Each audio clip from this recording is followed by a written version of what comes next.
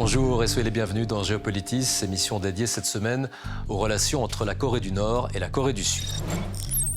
Les tensions sont vives entre les deux Corées. Au nord, les essais balistiques ont été multipliés. Le Sud a vu réapparaître une politique de ligne dure. La guerre psychologique s'est également renforcée. Friction cyclique, mais la situation mondiale n'arrange en rien les relations intercoréennes qui semblent dans l'impasse. Créé il y a plus de 75 ans par Kim Il-sung, le grand-père de Kim Jong-un, le régime dictatorial nord-coréen est basé sur une transmission de génération en génération, un réflexe clanique qui vise à verrouiller toute forme de révisionnisme, mais avec des approches un peu différentes de père en fils. Pourrait-on définir un style Kim Jong-un ? Notre invitée, Valérie Gelezo, est géographe, spécialiste de la Corée. Elle a vécu en Corée du Sud et a établi un programme d'échange scientifique avec la Corée du Nord, elle qui étudie en particulier les villes coréennes. Le lieu est surréaliste, presque théâtral, avec une mise en scène spectaculaire. Soldats sud-coréens et nord-coréens se font face dans un silence troublé par des messages de propagande. Voici Panmunjom, situé sur la ligne de démarcation. C'est ici qu'a été signé en 1953 le cessez-le-feu à la fin de la guerre de Corée. Aujourd'hui encore, 5 officiers suisses sont stationnés à Panmunjom et veillent au respect de l'armistice. Oui, armistice et non traité de paix. Dès lors, la frontière entre le nord et le sud est tout sauf classique. Il s'agit d'une zone de 4 km de large autour d'une ligne de démarcation qui serpente à proximité du 38e parallèle. Cet espace polarisé détermine la division de la péninsule dans la logique d'une situation qui n'est ni vraiment la guerre, ni vraiment la paix. C'est dans ce contexte que se sont développés de part et d'autre de la frontière les deux États. Au sud, la République de Corée avec ses 100 000 km² et 52 millions d'habitants, une vraie démocratie, mais relativement récente, obtenue, et on le sait moins, après un long combat contre la dictature militaire.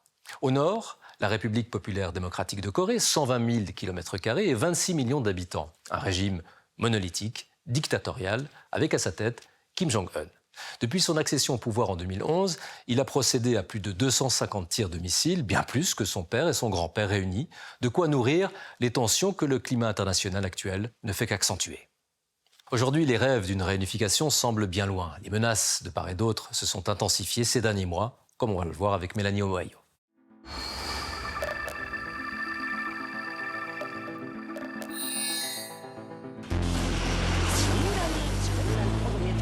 Ce nouveau système de lance-roquettes multiples devrait bientôt rejoindre l'arsenal nord-coréen.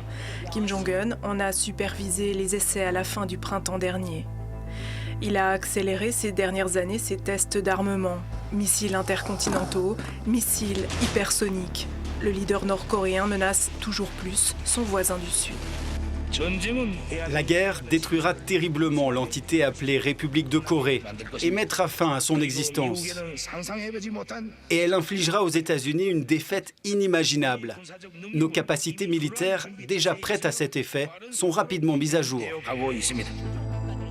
Pyongyang affirme avoir déployé 250 lanceurs de missiles balistiques à sa frontière méridionale. Des missiles censés pouvoir accueillir des têtes nucléaires. En moins de 10 ans, la Corée du Nord a multiplié par 10 son stock d'ogives, passant de 5 en 2016 à 50 actuellement. La Corée du Nord avait réservé à Vladimir Poutine un accueil à la hauteur de leur nouvelle relation.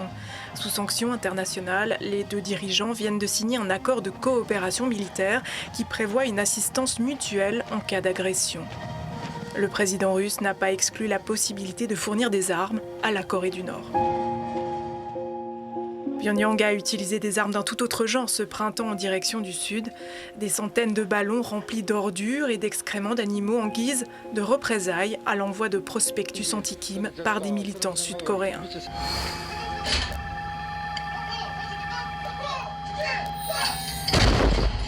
Séoul a repris ses exercices à balles réelles près de la frontière, tout comme ses campagnes de propagande par haut-parleurs en direction du Nord. L'an dernier, la Corée du Sud organisait son premier défilé militaire depuis 10 ans. Dans ses dernières manœuvres annuelles conjointes avec les États-Unis, le nombre de soldats a doublé. La Corée du Nord continue de développer ses capacités nucléaires et de missiles, professant même l'utilisation préventive d'armes nucléaires, menaçant ainsi la paix dans la péninsule coréenne et dans la région. Principal allié de Séoul en matière de sécurité, Washington continue de lui livrer des armes et des équipements militaires. Les États-Unis viennent d'approuver la vente de 36 hélicoptères d'attaque Apache. 28 500 militaires américains sont stationnés en Corée du Sud, sur 7 bases au total. Camp Humphreys, à 60 km de Séoul, est la plus grande base militaire américaine à l'étranger.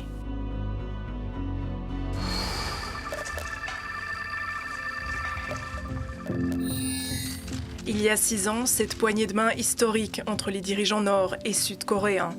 L'espoir d'une réconciliation entre frères du Nord et du Sud. Un peu plus tôt, cette année-là, les athlètes des 2 Corées défilent main dans la main pour les Jeux Olympiques d'hiver. Et puis ce rapprochement avec le grand ennemi américain. Mais l'échec des négociations a relancé les hostilités. Ces vétérans de la guerre de Corée n'abandonnent pas pour autant leur rêve de paix.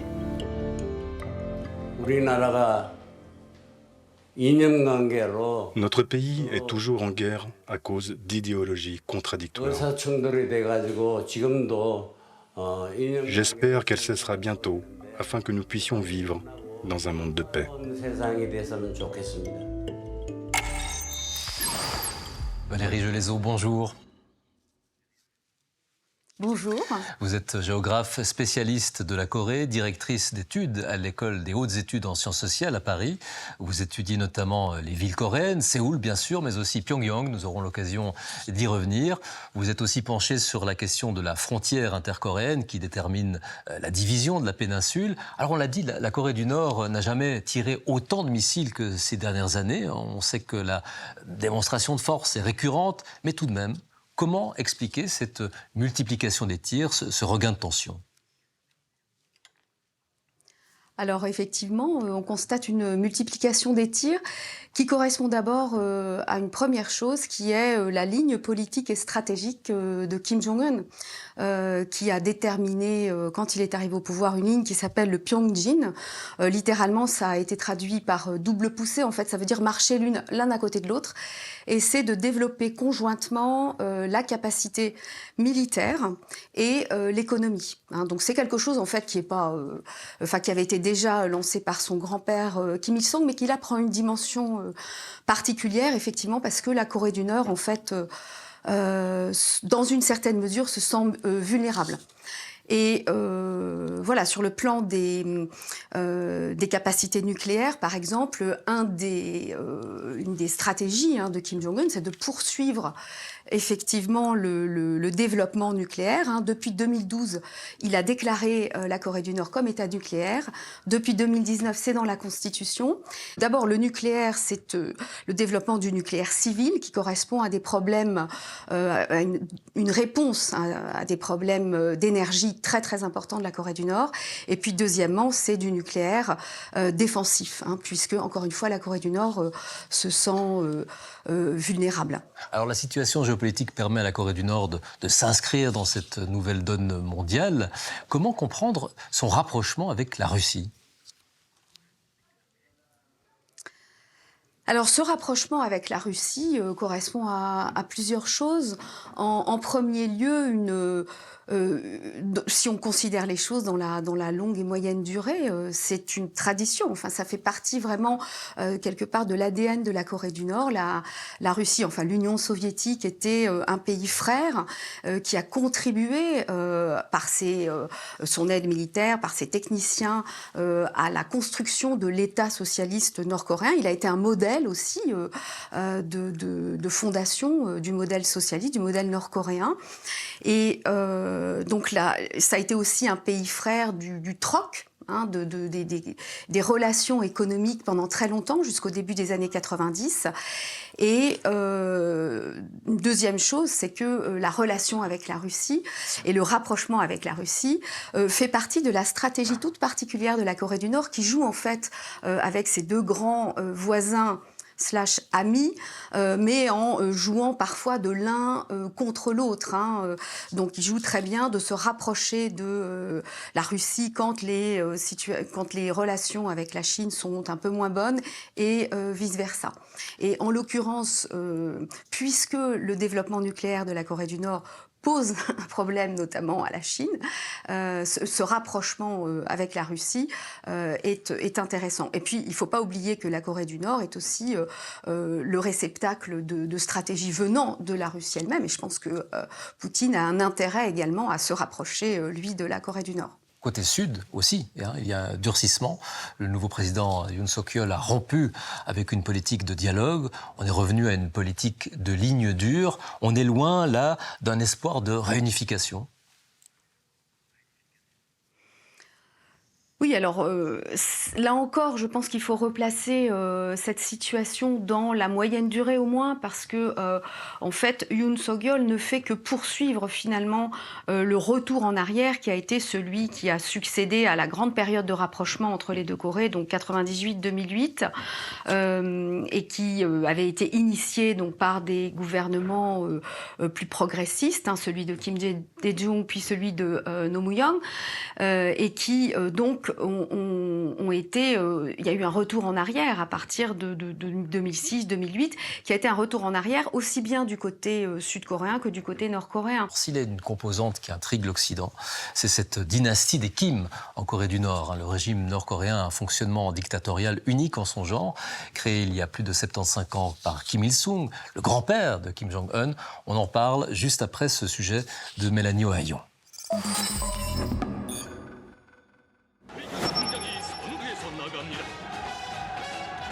Lors de la parade militaire célébrant les 75 ans de l'armée nord-coréenne, au balcon, Kim Jong-un avait une invitée spéciale. Sa fille, Joo-hae, a multiplié les apparitions officielles ces derniers mois. Le leader nord-coréen serait-il en train de présenter au monde la future héritière de la lignée ? Il perpétuerait ainsi à son tour une dynastie communiste unique au monde.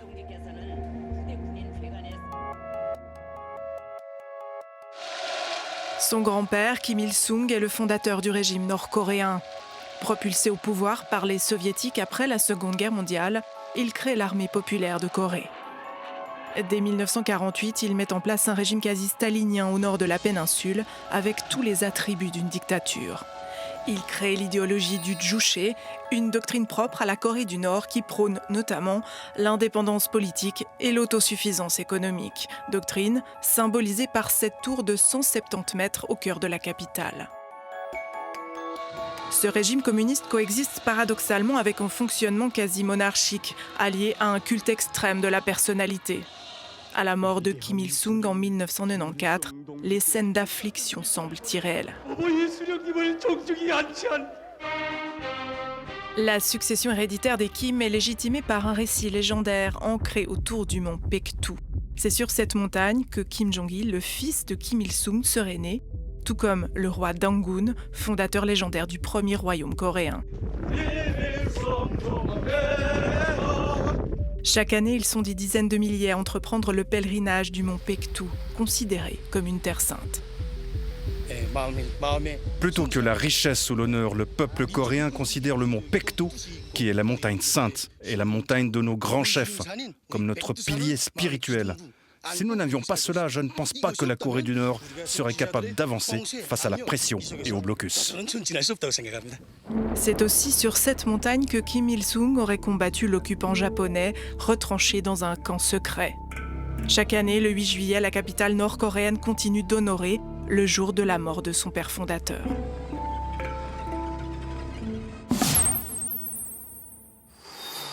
Valérie Gelezot, voilà une transmission politique père-fils et peut-être à l'avenir père-fille assez particulière.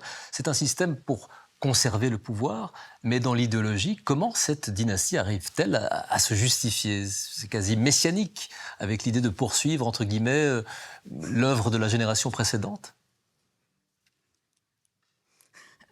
Alors, il y a plusieurs choses. D'abord, effectivement, on a eu Kim Il-sung, le grand-père, puis Kim Jong-il, son fils, et Kim Jong-un, le petit-fils de Kim Il-sung, qui a été le fondateur de l'État nord-coréen. Et maintenant, on voit effectivement apparaître à côté de Kim Jong-un, sa fille, qui doit avoir 12 ou 13 ans. Et évidemment, ce qu'on appelle les Korea Watchers, l'équivalent de la kremlinologie nord-coréenne, spéculent avec des arbres généalogiques. Bon, c'est une dynastie effectivement socialiste assez unique dans l'histoire. Ce qui est plus intéressant, c'est de voir la gouvernance en fait, de comment ça se transmet. Là, c'est la sœur de Kim Jong-un qui a pris des fonctions, Kim Yo-jong qui a pris des fonctions importantes, notamment dans les relations internationales. La famille Kim utilise les fratries pour accompagner le leader, le dirigeant, tant que ses enfants n'ont pas encore l'âge de prendre la succession. Avec des styles encore différents. Une fois, on ne sait pas du tout ce qui va se passer. Avec des styles différents. Avec des styles très différents, Est-ce qu'on peut évidemment. définir un style Kim Jong-un par rapport à son père ou son grand-père? Il a modernisé en quelque sorte, bien sûr, avec sa femme.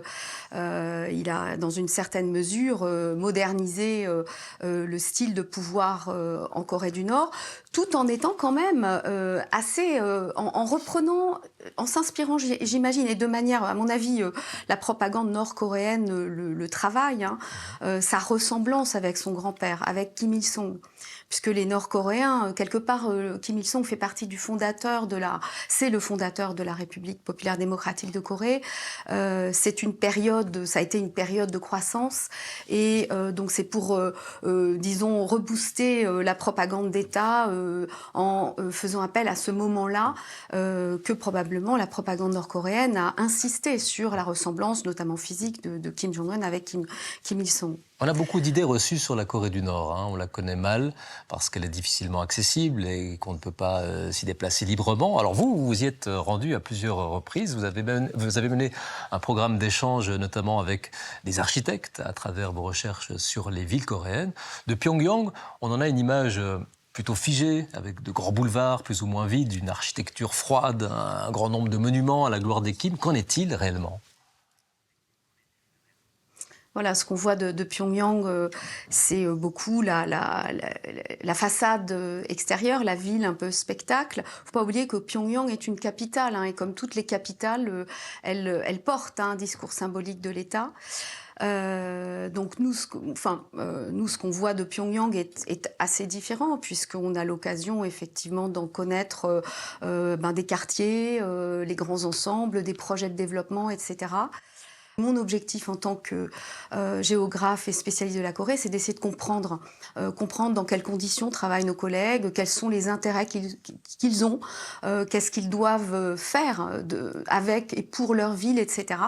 La question de la ville durable, qui est une grande question, je dirais globale, était aussi une question d'autant plus importante en Corée du Nord qu'eux n'ont pas beaucoup de ressources, pas beaucoup d'énergie et doivent gérer la crise économique, d'une part, et qu'ils étaient également dans des recherches, dans des paradigmes globaux. Par exemple, la course à la ville verticale, on la retrouve en Corée du Nord, ou tout le discours sur ce qu'on appelle en Occident les smart cities, les villes intelligentes.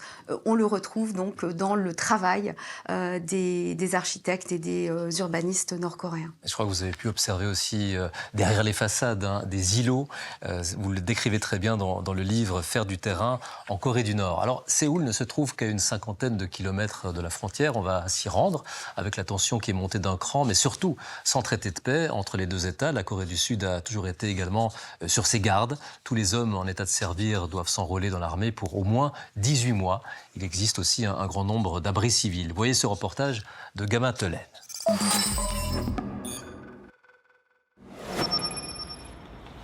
Comme la plupart des jeunes hommes sud-coréens, Park Soo-jin est devenu réserviste après avoir effectué son service militaire.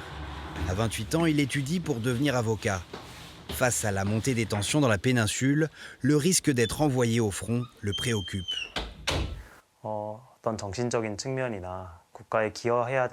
Être prêt psychologiquement à partir en guerre pour mon pays, ce sentiment n'est plus aussi fort après avoir rempli mon obligation pour la défense nationale. J'ai fait mon service militaire obligatoire pendant 2 ans. Il est pour moi pénible de penser à devoir retourner dans l'armée. À Koyang, ville au nord de Séoul, Kim Dong-jae est chargé de la gestion d'abris antiaériens pour les civils. Voici un abri où les civils peuvent se réfugier en situation d'urgence, comme par exemple une attaque de l'ennemi. Face à une menace grandissante, 300 mètres carrés tout équipés, pouvant accueillir jusqu'à 209 personnes. Même si le courant est coupé, nous avons des générateurs électriques de secours.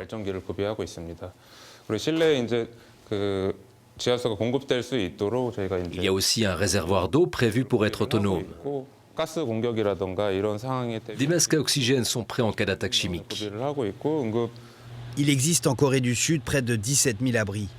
Les stations de métro et les parkings en sous-sol sont aussi conçus pour être des refuges en cas d'attaque aérienne de la Corée du Nord. Kim Dong-up est professeur à l'Université d'études nord-coréennes. Selon lui, ces abris ne sont pas encore prêts d'être utilisés.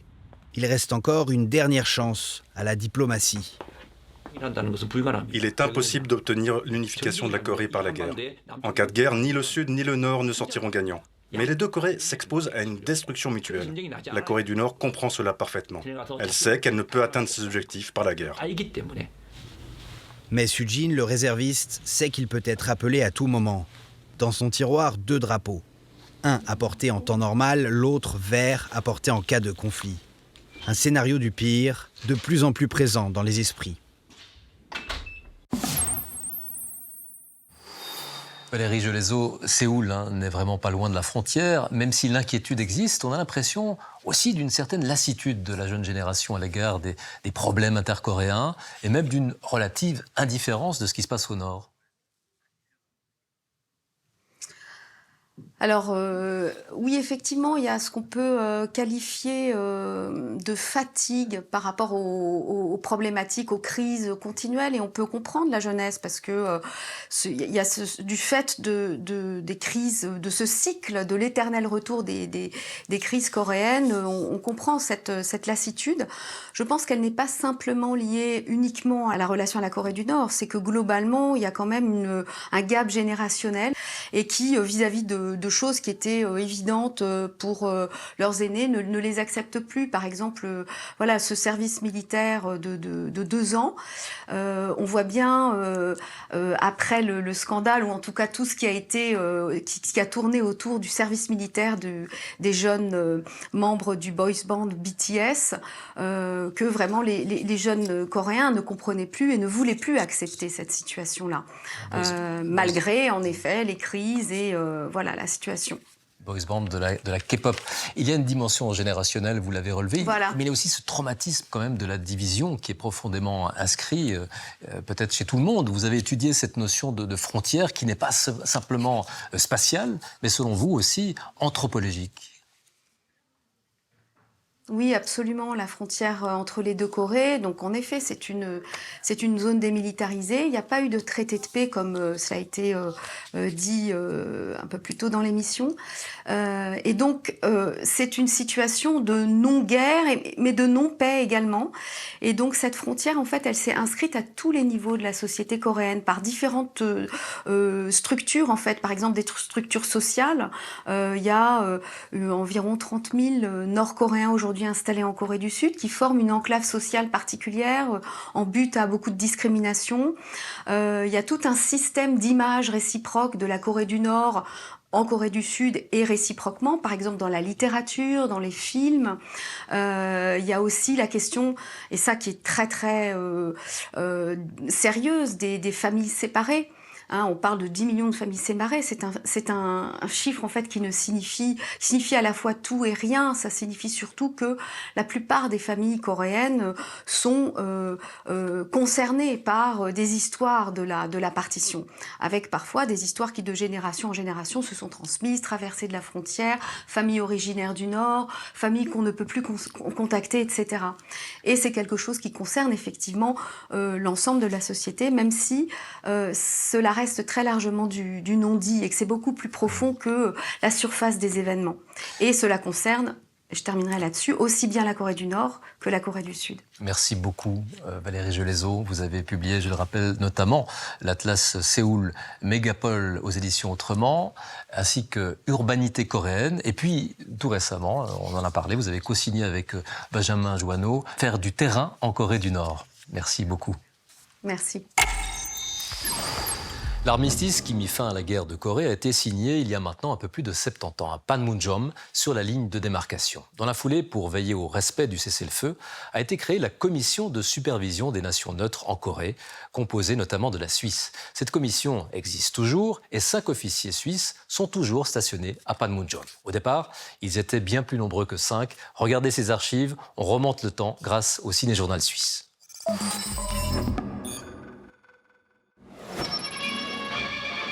La carte de Corée, un nouvel élément essentiel de l'instruction donnée à la caserne de Berne. À la salle de théorie, le tableau noir se couvre de hiéroglyphes chinois et qui forment le mot suisse. Les membres de la mission suisse en Corée se préparent à leurs tâches délicates. Enfin, les 20 premiers membres de la commission d'armistice sont prêts. 2 jours plus tard, nous les retrouvons sous la pluie de Kloten, où ils prennent congé de M. Kobelt et de leur famille, avant le départ du DC-4 de l'armée américaine, qui les emportera par-dessus les océans. Tous nos vœux les accompagnent. Puissent les armes enfin se taire et la Corée revivre enfin. C'est ainsi que nous atteignons, près de Panmunjom, le QG de la commission neutre. Au milieu des baraques des séances, l'invisible présence de la ligne de démarcation. Séparés de leur patrie par des milliers de kilomètres, nos soldats saluent leur drapeau. L'état-major de la délégation suisse se réunit pour le rapport. Demain, après-demain, le travail continuera. À quelques pas du camp, l'une des 5000 pancartes indiquant la ligne de démarcation. Cette ligne qui coupe en deux une terre lasse, meurtrie, exsangue, qui attend anxieuse la paix. Extrait du Ciné-Journal suisse, actualité qui était projetée en avant-programme dans toutes les salles de cinéma. Merci de votre fidélité. Géopolitis est une émission de la radio-télévision suisse et de TV5 Monde. Restez en contact avec nous grâce aux applications et à notre chaîne YouTube. Très belle journée à vous et portez-vous bien.